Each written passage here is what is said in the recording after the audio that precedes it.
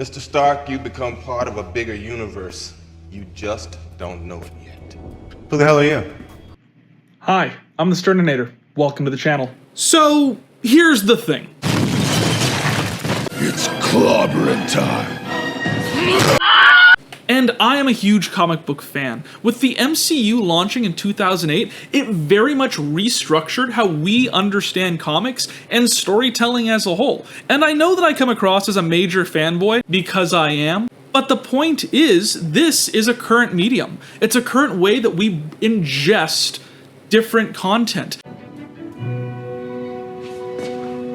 Say that again? And with Marvel Rivals, this introduces a whole new set of data, a whole new way for us to bring in that entertainment, a new thing that informs the comics, where once comics informed movies, now movies, TV shows, video games can inform comics. And we have this interesting back and forth between the various mediums, where one is informing the other, and it allows us as the audience to be able to jump in right where we're at. I love the history of comics, but I can admit, it's a lot to get a grasp on. Buck Liefeld. So Marvel Rivals gives a lot of new people the opportunity to jump in and become huge fans of the concept. So whenever I see Marvel Rivals mentioned in the comments or over on the Discord in our server and video suggestions channel, there's a part of me that says, yeah, why not? Why don't we jump into more Marvel content? Not just because it's a cool idea, but because it's one of those ideas that I myself enjoy. So without much further ado, because I could geek out for hours on end, let's hop right into today's video of turning Marvel Rivals characters into Pokemon. I'm the Thesterninator, but my friends call me Stern. Ooh, I'm about to make a name for myself, yeah. While you're here, don't forget to like, comment, subscribe, do all that fun stuff that makes me and YouTube happy. Now on to the video. 2008 marked a dramatic resurgence for Marvel Entertainment. They'd had a rough couple of years having to sell off a lot of their properties, like Spider-Man to Sony, the Hulk to Universal, different franchises like X-Men and the Fantastic Four to Fox, but with the release of Iron Man and an immediate semi-follow-up with the Incredible Hulk, they were able to launch the Marvel Cinematic Universe, which now boasts well over 35 different movies. In fact, I probably should redo this part of the script because we just got a new trailer for Thunderbolts, which I know was not in the original count. They have a variety of tangentially attached projects as well, which span into the future and past, reaching in with different Spider-Man movies and accepting the Spider-Man Sony trilogy as a canon part, as well as the Garfield movies. If you're not watching Daredevil Born Again, by the way, start watching Daredevil Born Again immediately after this video. It is such a good series. The MCU has expanded even beyond its television bounds into games as well, and of course, the comics are still ongoing. That's not what we're talking about today, but I don't want anyone thinking I forgot about the comics. It'd be super embarrassing, and while I know that you guys are well versed in some of this stuff, it's probably why you're watching the video, I want to remind everyone that these all started as comic books meant for children.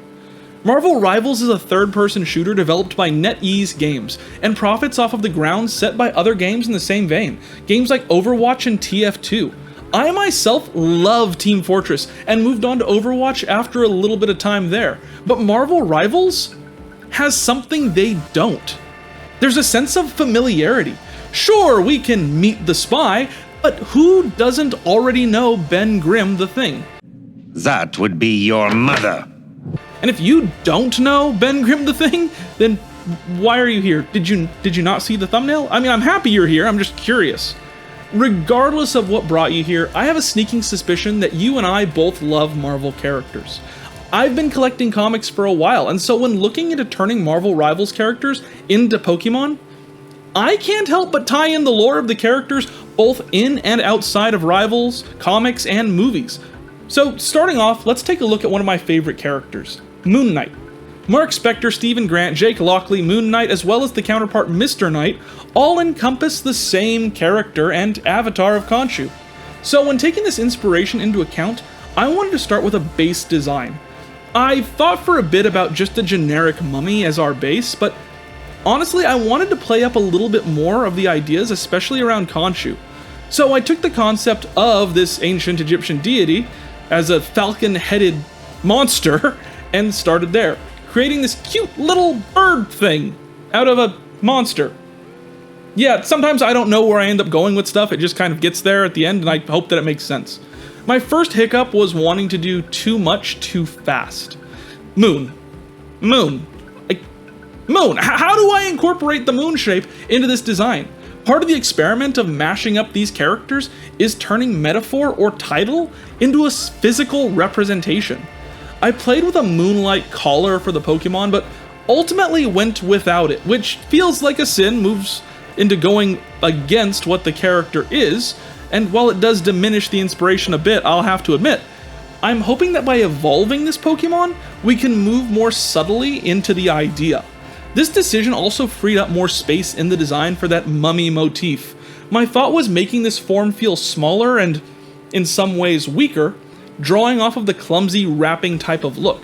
It's a mummified bird that sets in stone the inspiration and gives us the opportunity to move into different aspects as we move forward with the design and its evolution. And look, I know the Moon Knight series wasn't fantastic, but the fun and psychological aspects were a lot of fun! I really felt joy when watching the show. It was one of the Marvel TV shows that I really looked forward to week after week. So if you haven't seen Moon Knight, but love to play as him in Rivals, then honestly, maybe don't check out the show, as the character is very different. But if you're a fan of the storytelling medium and want to see this character expanded from a different side and point of view of the character, then I don't know, maybe consider it. There's a lot of good in that show, and while it didn't have the best climax or finale, it was a really interesting and intriguing watch. It's no huge secret that Moon Knight kind of fulfills the same role as Reaper from Overwatch. He's Mr. Edgy, with a mask and a design that mimics a classic horror trope, but there's a lot that sets him apart.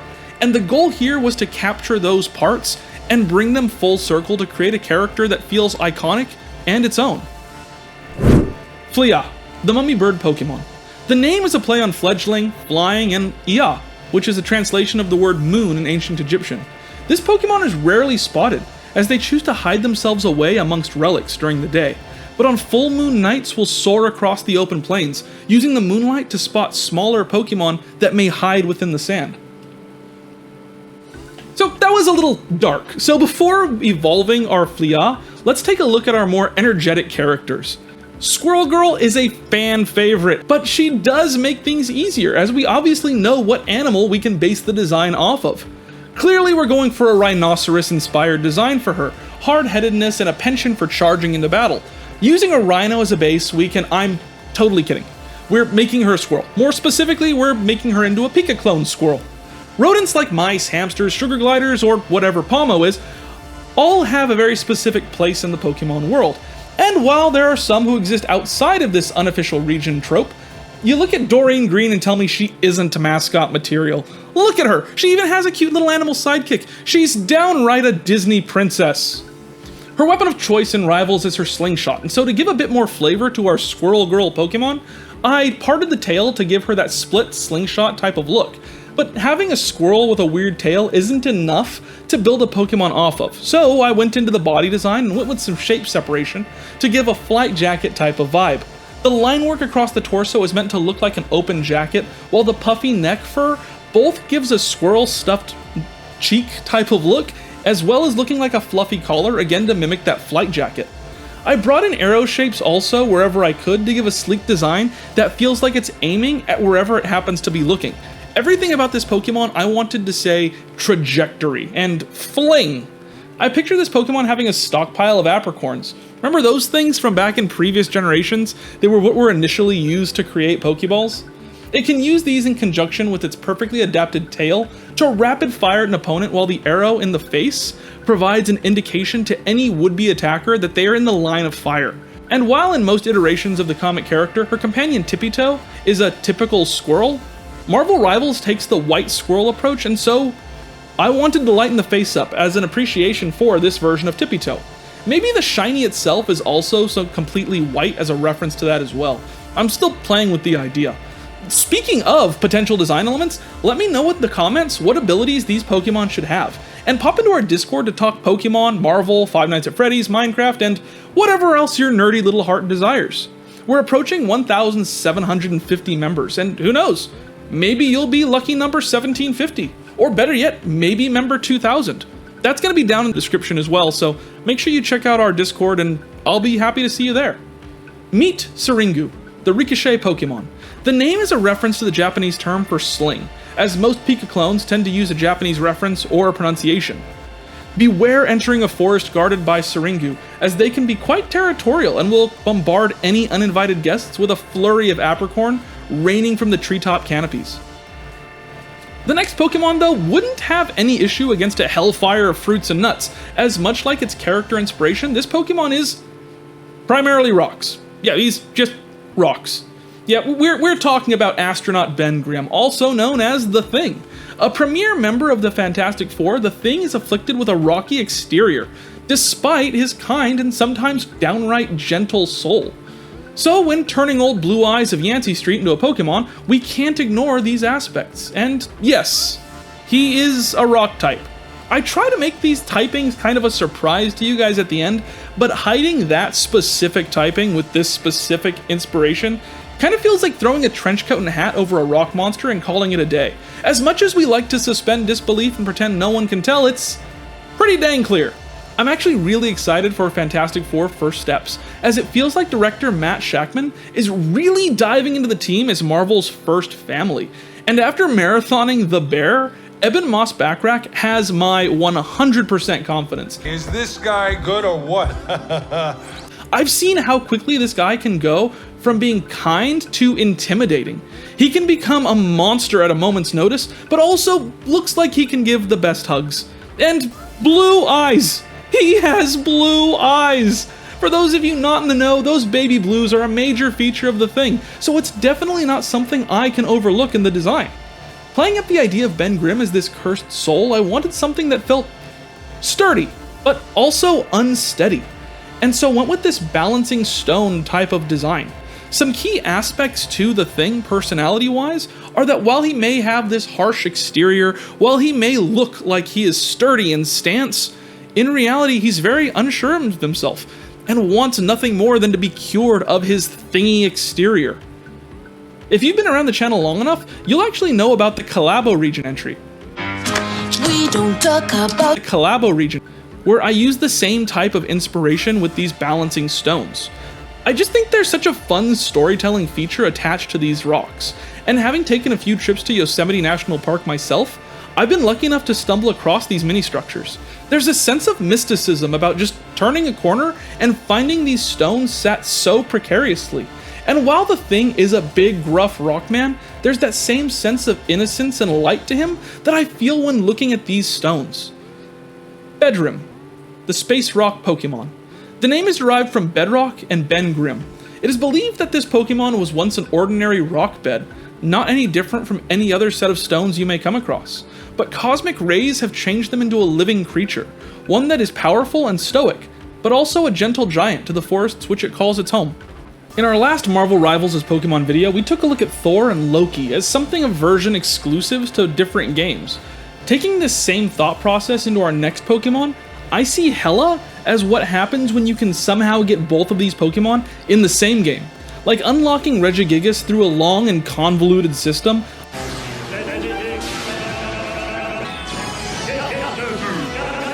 I see this Pokemon as fitting into that same tempo. Hela is known for many things, but one that seems often overlooked is her kinship with her various animals. In Marvel Rivals, she is flanked by a murder of crows. Don't come at me, YouTube, that's what a group of crows is actually called. But in Thor Ragnarok, audiences were introduced to Fenris, her pet wolf. I pictured this version of a Pokemon inspired by Hela would take aspects of both, while leaning heavier into the wolf design. Partially because it fits the actual Hela lore better, but also because I've drawn so many birds for this series. We have Moon Knight, we have Captain America, so many birds already. So in turning Hela into a combination of her and Fenris, I had to take into account her absolutely massive, heaving crown of horns. Wait, hold on, we're playing Rivals for all the same reasons, right? The dynamic between character strategization?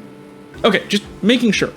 I looked at Zacian and Zamazenta for inspiration on her design, and used their look of grand swooping shapes as permission to do the same for this Pokemon. I wanted it to feel like it had a massive crown that was part of the head and body, and so used the ears and cheek fluffs to provide me evidence in using these shapes.